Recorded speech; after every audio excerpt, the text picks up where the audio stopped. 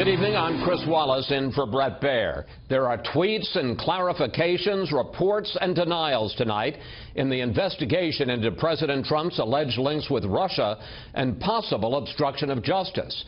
All this while Mr. Trump announced a major policy change, reversing the course set by his predecessor. Chief White House correspondent John Roberts starts us off tonight. Good evening, John. Chris, good evening to you. The president returned home to the White House a short time ago after a brief trip to Miami, a friendly audience, to make good on a campaign pledge to get a better deal from Cuba.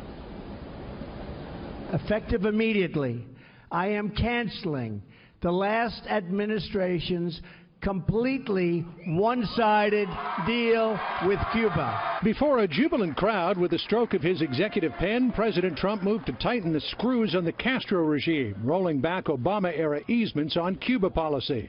We challenge Cuba to come to the table with a new agreement that is in the best interests of both their people and our people, and also of Cuban Americans. The new policy reinstates the tourism ban on Cuba, maintains the embargo, and prohibits Americans from doing business with Cuban military and government-owned businesses. While the president says he is canceling the Obama-era deal, he stopped short of full repeal, announcing some provisions on exports, immigration, and diplomacy will stay in place. Our embassy remains open in the hope that our countries can forge a much stronger and better path. In his public appearances and statements, President Trump has stayed on message with his agenda, but he is still using the Twitterverse as a rhetorical weapon against his detractors.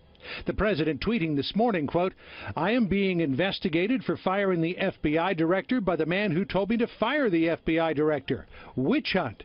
The president's legal team insists he was not acknowledging that he is under investigation, merely referring to the reporting that's out there.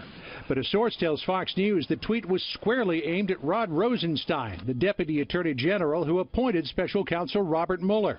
Rosenstein also wrote the 3-page letter laying out the reasons James Comey should be removed as FBI director. The tweet raised questions as to whether Rosenstein's job might be on the line, an issue that came up in an appropriations subcommittee hearing earlier this week. Could you be terminated without cause? Yes. Who would appoint your replacement as your position now, Deputy Attorney General? The President. So that's a possibility. Anything's possible, Senator. Reports also began swirling that Rosenstein may now be a target of the Mueller investigation for his part in Comey's firing, and that he may have to recuse himself.